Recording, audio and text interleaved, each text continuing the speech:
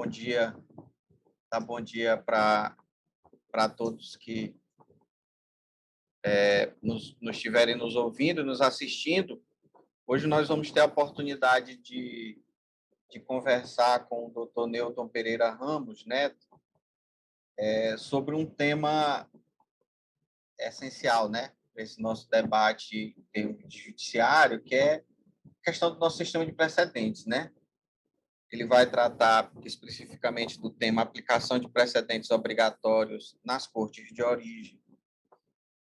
O Newton é doutor em Direito Processual Civil pela PUC, mestre em Direito Constitucional pela UNB, juiz federal em auxílio à corregedoria do TRF-1, membro do Instituto Brasileiro de Direito Processual e atuou na admissibilidade de recursos excepcionais no TRF-1 no biênio 2018-2020. Newton é um estudioso do tema, com certeza vai nos apresentar informações e questões relevantíssimas nessa nossa curta conversa, né? Esse debate importante em torno de tema tão relevante. Newton, esse tema ele toca muito a atuação dos próprios tribunais em torno desses precedentes, né? A gente historicamente tem visto que isso ainda a gente ainda tem que desenvolver uma cultura em torno dos precedentes, não só em relação ao juízo de base, como também em relação às nossas cortes, né? Sejam de que instância estivermos a tratar, né? Seja de que ramo da justiça nós estejamos também a tratar. A gente sempre vê essa necessidade de construção dessa cultura.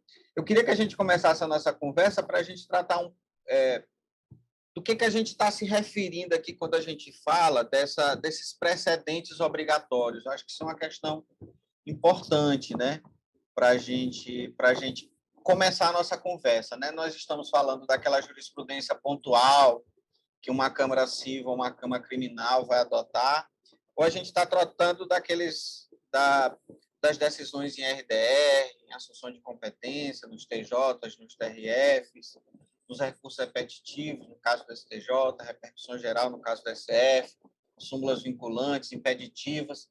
Do que a gente está tratando? Assim, a gente pode, quando a gente fala dessa aplicação desses precedentes obrigatórios nas cortes, a gente está tratando de, por exemplo, jurisprudências pontuais ou não? Eu primeiro queria cumprimentar a todos, desejar um bom dia, cumprimentar o Aureliano aqui, agradecer o convite do Tribunal de Justiça do Estado do Maranhão e da Escola de Magistratura, que vem prestando um excelente trabalho. Eu já tive a oportunidade de participar de outros eventos, e a Escola da Magistratura ela realmente desponta como uma entidade de formação e qualificação dos magistrados do Estado do Maranhão. Ela realmente, ao longo das últimas gestões, tem feito um trabalho excepcional. Aureliano, quando eu falo quando eu penso no sistema de precedentes e leio sobre isso e vejo as críticas que são feitas ao modelo brasileiro, a primeira coisa que eu gosto sempre de ressaltar é que nós precisamos separar o sistema de precedentes à brasileira, esse que foi criado para o Brasil, e o sistema de precedentes da Common Law, que é uma outra coisa que, como você bem mencionou, implica na necessidade de desenvolvimento de uma cultura, né? É uma forma de julgar, eu diria assim, o sistema de precedentes da Common Law.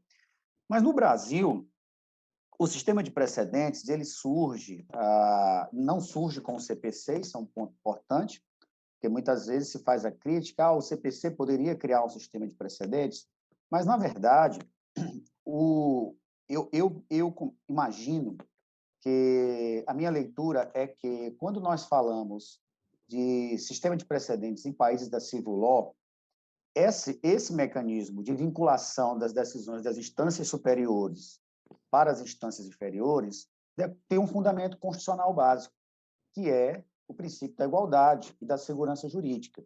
Então, pessoas que estão em situações similares têm o direito subjetivo a receber um tratamento igualitário. e, além disso, gerar um sentimento de segurança jurídica e de credibilidade do Poder Judiciário. Imagine para o leigo, dois vizinhos moram na mesma rua, eles têm uma demanda idêntica. O vizinho A consegue êxito, uma resposta jurisdicional favorável ao seu pleito, e o vizinho B recebe uma resposta desfavorável. Qual é a imagem que o judiciário passa para a sociedade? De casuísmo, de personalismos, que decide assim porque foi fulano que pediu. Isso é um tema que é muito bem tratado. Há um livro do professor Marinoni, que eu gosto muito, chamado A Ética dos Precedentes, em que ele discute exatamente esse aspecto sociológico do precedente como um mecanismo de reafirmação da legitimidade do Poder Judiciário. Então, ele surge nessa perspectiva. Desde ali o desenvolvimento pós-positivismo, quando nós começamos a falar em criação do direito pelo juiz, embora essa criação não seja livre, ela parte do texto, mas a resposta que o Estado, o juiz, dá para um caso concreto é uma resposta única. Então, na medida em que eu reconheço que o Poder Judiciário tem alguma atividade criativa, eu preciso legitimar essa atividade a partir da uniformização de entendimentos. Então, o sistema de precedentes ele vem daí, ele não vem do CPC. E do ponto de vista do direito objetivo, os primeiros sinais de construção de um modelo de precedentes se dá lá na reforma do Judiciário, na emenda 45, que criou as súmulas vinculantes, que criou a repercussão geral, que era exatamente um mecanismo que visava atribuir ao recurso extraordinário o papel de ser um instrumento de formação de teses e não de solução de casos subjetivos. E a partir dali que se constrói a ideia da repercussão geral, que recebe algumas críticas em decorrência do modelo brasileiro, em que, para você rejeitar a repercussão geral, você tem que ter 2/3 da composição do Supremo Tribunal Federal. Então, quer dizer que se você tem 5 votos a favor, que é minoria, né, a repercussão geral está reconhecida. Há quem defenda que esse modelo deveria ser o inverso, né, porque, na verdade, hoje é muito difícil você formar uma maioria no Supremo Tribunal Federal de 8 votos. Quando as decisões do plenário, normalmente são ali 6-5, 7-4, né? Então, é difícil haver essa formação majoritária de 8 votos. Então, na prática, o que acontece é que 70% dos recursos extraordinários têm a sua repercussão geral reconhecida, por conta desse mecanismo que foi concebido no próprio modelo constitucional. Mas aí, falando do CPC, o que o CPC fez na prática, ao meu ver, foi sistematizar esse modelo de precedentes para o Brasil. Eu até prefiro, para não confundir com o modelo da Common Law, de chamar de modelo de um sistema de provimentos vinculantes, que é disso que se trata. E por que eu digo que é um sistema de provimentos vinculantes, um sistema de precedentes da brasileira? Porque o seu foco primordial, o seu maior objeto de preocupação foi lidar com as demandas repetitivas, foi evitar que eu tivesse soluções díspares, que eu tivesse o fenômeno da dispersão jurisprudencial, quando eu tivesse situações tidas por idênticas. E aí foi que se criou o modelo do IRDR, que, do ponto de vista da doutrina, há quem critique se os tribunais de apelação deveriam ter poder de fixar precedentes, ou se essa atividade deveria ser definida exclusivamente pelas cortes superiores, né? Então, há um debate sobre isso, mas o fato é que, do ponto de vista do direito objetivo, está lá o incidente de resolução de demandas repetitivas e o de assunção de competência dos tribunais de origem. Temos o mecanismo do julgamento liminar de improcedência para o juiz de primeiro grau e temos os recursos repetitivos dos tribunais superiores. Então, qual é o objetivo de todos esses instrumentos? Lidar com demandas repetitivas, com causas que envolvem interesses individuais homogêneos, que deveriam ter encontrado uma solução através do nosso processo coletivo. Mas o fato é que, ao longo do tempo, a ação coletiva ela sofreu diversos digamos, danos decorrentes de alterações legislativas. Se vedou que a ação civil pública tratasse de matéria tributária, por exemplo, entre outras discussões relacionadas à legitimidade ativa, à eficácia subjetiva da coisa julgada, quem que ela pode atingir, se são... Até que agora o Supremo Tribunal Federal declarou inconstitucional a limitação territorial, né, do julgamento na ação civil pública, mas o que o nosso modelo faz, ao meu ver, no primeiro momento, é se preocupar com as demandas repetitivas. E aí, com isso, nós podemos ingressar numa segunda reflexão, que é, bom, então nós temos uma solução racional para as demandas repetitivas e que tem um modelo de aplicação mais simples. Isso eu falo até da minha experiência como quem trabalhou por 2 anos com admissibilidade de recursos especiais extraordinários e especialmente com agravos internos. Então, esse é um modelo de aplicação mais simples, porque você precisa tão somente detectar a identidade das causas, a semelhança entre as causas. Não há necessidade de se perquirir, talvez alguém não concorde com a minha visão, mas não há essa necessidade de aprofundamento quanto à chamada ratio decidendi. Você vai identificar os casos e vai aplicar a tese fixada. E tanto é assim que os tribunais superiores, do ponto de vista prático, criaram esse modelo de fixação de teses, que é criticado por muitos porque se diz exatamente que a aplicação de um precedente pressupõe essa pesquisa sobre as razões do julgado, sobre os fundamentos principais do julgado. Mas esse nosso modelo, como eu disse, que se volta a esse problema de demandas repetitivas, ele é um modelo de aplicação, eu diria, um tanto quanto mais simples, embora os tribunais de origem tenham o desafio de não colocar tudo na vala comum, porque o que o sistema de precedentes brasileiro fez foi separar o papel das cortes superiores das cortes de origem. Então, as cortes superiores, ou cortes supremas, segundo alguns, têm um papel de fixar a tese. Mas o trabalho, digamos, manual de aplicação das teses aos casos concretos estão concentrados nos tribunais de origem, porque você tem um instrumento da negativa de seguimento, para recurso ou do juízo de retratação, que é um encaminhamento para a Câmara ou turma julgadora, quando aquele acórdão está em rota de colisão com um precedente qualificado firmado pelo Superior Tribunal de Justiça ou pelo Supremo Tribunal Federal. Então, o desafio está aqui, porque os tribunais superiores fixam a tese, mas nós temos que lidar, nos tribunais de origem, com um quantitativo imenso de processos e, dentre aqueles processos, detectar os que, digamos, têm uma distinção de caso, para exatamente evitar a má aplicação do precedente àqueles casos.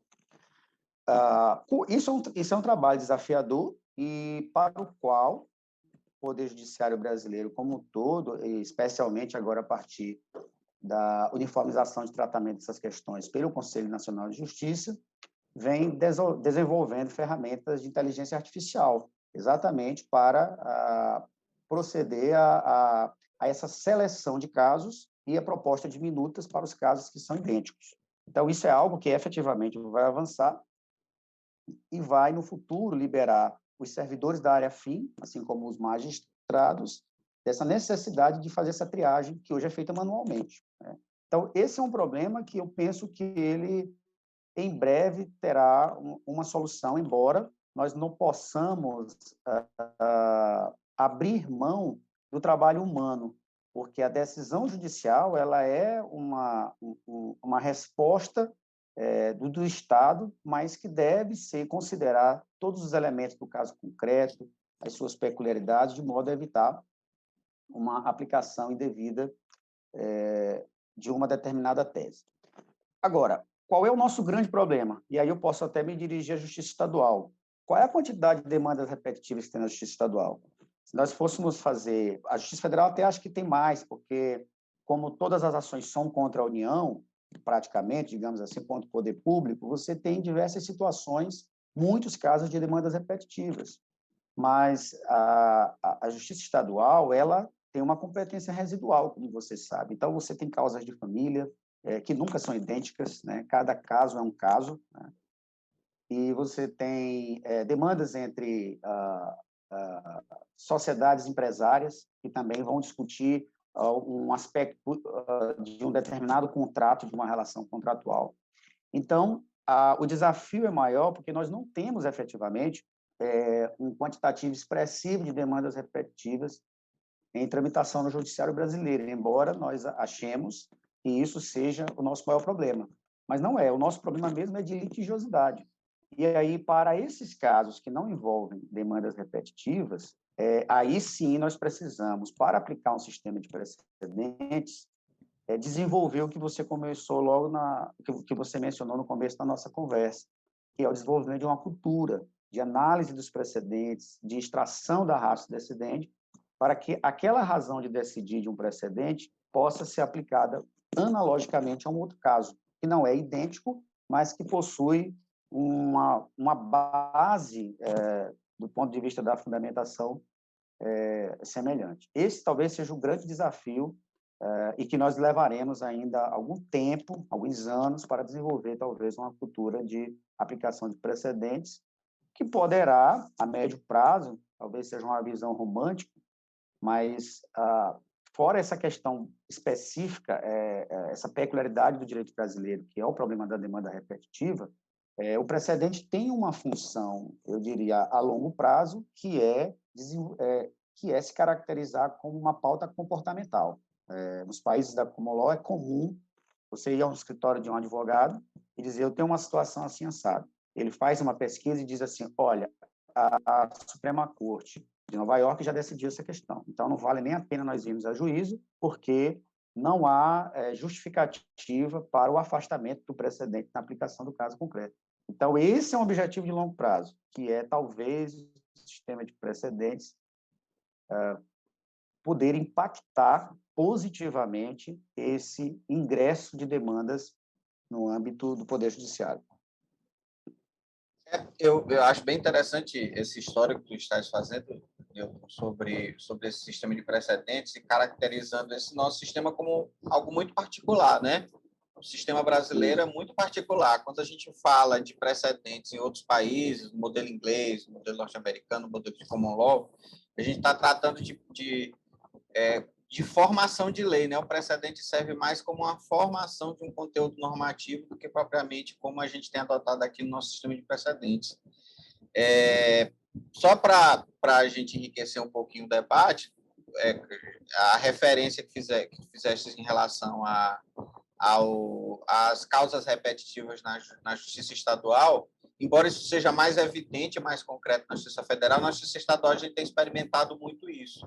Os colegas que estão em varas cíveis, em juizados cíveis, a gente tem percebido muito essa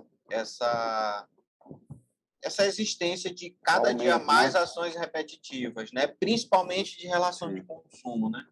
Principalmente de relação de consumo. Isso, inclusive, tem gerado inúmeros debates, não só em relação ao sistema de precedentes, mas também em relação ao próprio modelo de atuação do Poder Judiciário.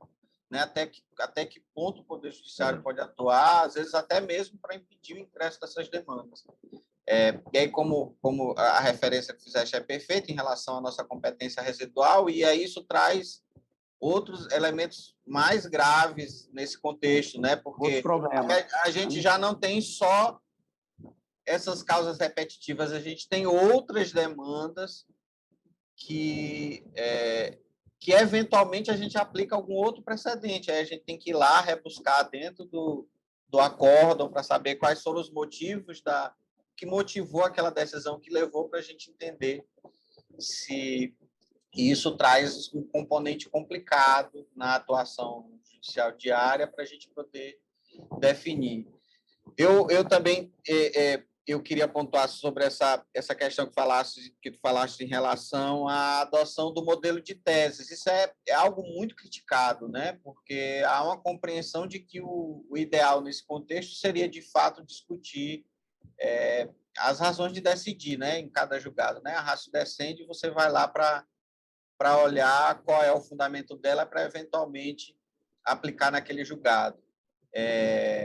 Mas a impressão que dá é que no dia a dia a gente termina por utilizar como regra as teses, porque elas retratam bem o que foi aquele precedente e facilitam um pouco esse julgamento. Aí eu até pela tua experiência dentro do tribunal, e aí fizeste referência à questão da inteligência artificial, né? Tu achas que com a inteligência artificial nós vamos ter um grande impacto na análise desses recursos, porque tem um delay razoável, né? Entre a fixação do precedente, às vezes a efetiva aplicação dele dentro das cortes. Tu achas que a chegada da inteligência artificial pode ser um grande divisor de águas em relação a essa análise de precedentes dentro dos tribunais? Eu acho que sim. Por quê? Porque eu lembro que quando surgiu o projeto Victor no Supremo Tribunal Federal, que era um projeto que ele envolve apenas a fase de análise da repercussão geral. O Victor ele permite ao Supremo Tribunal Federal identificar os recursos extraordinários que estão relacionados a uma tese já fixada, né? E eu lembro que numa conversa que eu tive com o então diretor-geral do Supremo Tribunal Federal, Eduardo Toledo, o nome dele, ele mencionou o seguinte, que o Victor conseguia fazer em 5 segundos o trabalho que um homem leva 40 minutos para fazer, e com o mesmo nível de acurácia, né, que é a capacidade de acerto. Então, assim, embora haja um certo temor com essas mudanças que o Poder Judiciário vive, e nós estamos aqui agora, graças à tecnologia, conversando à distância, né? Isso nos aproximou. Eu digo que a tecnologia ela tem um aspecto paradoxal, ela nos afasta, né? Porque hoje nós estamos com a realidade de trabalho remoto, mas, ao mesmo tempo, ela nos aproxima, né? Porque hoje você pode conversar com uma pessoa que está do outro lado do país, fazer uma conferência, o advogado pode fazer a sustentação oral de qualquer lugar do Brasil, e essa realidade é uma realidade irreversível. Se tem um aspecto positivo da pandemia foi de nos obrigar a fazer o uso devido das ferramentas tecnológicas. Então, e dentre essas diversas ferramentas tecnológicas que o Conselho Nacional de Justiça, especialmente na gestão do ministro Luiz Fux, vem incentivando, está essa expansão da inteligência artificial nos tribunais, que eu acredito que, devidamente construído, o grande desafio da inteligência artificial nos tribunais é o seu banco de dados, porque o mecanismo do machine learning é uma máquina que ela aprende por repetição. Então, se você tem um banco de dados bem alimentado, a possibilidade de se ter uma resposta adequada a partir do uso da inteligência artificial é maior. Se o banco de dados estiver precário, aí você pode realmente ter um nível de erro maior. Mas eu acredito que esses mecanismos eles vieram para ficar e eles vão muito auxiliar nesse papel de tirar do juiz essa responsabilidade por uma atividade que é mecânica, né? Que é a identificação de casos ali idênticos e a aplicação de uma tese, né? Isso, obviamente, continuará sob supervisão humana, mas você, a médio prazo, irá liberar o juiz para que ele possa efetivamente trabalhar de modo artesanal naqueles casos que fazem jus a uma análise mais acurada. Ótimo. Deuto, assim, pensando especificamente em instrumentos como o IRDR, como a assunção de competência, o nosso código ele é de 2015, né? Nosso código tem aí, tá atingindo, acho que já alcançou, né, os 6 anos de vigência. 5 anos, por causa da vacácio legis. Por causa da vacácio, exatamente. São 5 anos por causa da vacácio. Tu achas que nesse período a gente tem, na tua experiência como pesquisador, como profissional, juiz atuante no TRF da primeira região, achas que a gente tem incorporado cada dia mais esse arsenal aos nossos tribunais, têm incorporado cada dia mais esse arsenal a sua atuação judiciária? Porque parece que esse foi um desafio que o CPC deu, né? De dizer, olha, tribunal, quando você se deparar com essas questões, você precisa se envolver e se antecipar, muitas das vezes, a um incremento cada dia maior daquele debate para afirmar do precedente, uniformizar. Você consegue compreender, assim, na tua análise, que está havendo uma incorporação efetiva desses instrumentos à atuação diária dos tribunais? Aureliana, essa tua pergunta ela é muito, muito pertinente. E a leitura que eu tenho, do que eu tenho acompanhado, é que o IRDR ele é um mecanismo de gestão, sobretudo um mecanismo de gestão de processo. E isso tem variado de tribunal a tribunal. Alguns tribunais têm maior resistência. Eu vejo o próprio TRF1, ele está muito atrasado nessa matemática de identificação dos casos, instauração do incidente e resposta ao incidente. Tem acontecido, eu percebo do ponto de vista prático, uma certa resistência a esse modelo e uma expectativa de solução pelo Superior Tribunal de Justiça, para que depois o tribunal se limite a aplicar a tese fixada. O TJ do Maranhão, pelo que eu tenho acompanhado à distância, é um entusiasta, já é um tribunal que realmente tem atuado bem nessa matéria do IRDR. Eu me lembro que o primeiro julgado, acho que foi até de relatoria do embargador Paulo Welten, né? Acho que acompanhei na época. Então, o TJ do Maranhão, eu percebo que ele tem atuado bem nessa temática. Outros tribunais, como o TRF1, eles estão um pouco ainda lentos. Eu integro hoje a rede de inteligência da primeira região e a gente tem debatido isso, a necessidade de se estimular mais a instauração de IRDRs. Nós temos temos casos no TRF que duas turmas jogadoras decidem de modo diferente. Vou dar um exemplo com o caso de São Luís, que é a discussão sobre foro laudêmio. A sétima turma decide de um jeito, a oitava turma decide de outro. Então, isso estimula a interposição de novos recursos. O tribunal precisa se posicionar e dizer se o contribuinte tem direito ou não, né? Se não tiver, tudo bem. Ou se tiver, a União que pare de recorrer, né? Mas o que acontece é que há necessidade, é uma ferramenta muito importante, e isso vai, como eu estou falando, da visão de cada tribunal, né? Da importância ou não do Instituto. Eu acho que, se nós analisarmos, eu arriscaria dizer que, analisado do ponto de vista da perspectiva nacional, ainda há a utilização tímida dessas ferramentas, especialmente do IRDR. Eu considero o IRDR um pouco mais relevante do ponto de vista de solução de casos concretos do que o IAC. Agora, se a gente pensar, voltando o nosso olhar um pouco para o passado, nós vamos verificar que os tribunais já tinham uma ferramenta de gestão que era um pouco utilizadas, que era a fixação de súmulas, né? A edição de súmulas pelos tribunais. Porque, se o tribunal editasse uma súmula, ele permitia ao desembargador relator negar provimento a um recurso monocraticamente, com base na súmula. E os tribunais sempre tiveram, quer dizer, não vou dizer todos, mas a maioria, uma atuação tímida na utilização das súmulas, que agora, curiosamente, eu acho, elas têm sido substituídas pela fixação de teses. Se você observar, não se fala mais em edição de súmula, né? A súmula ela está entrando em desuso.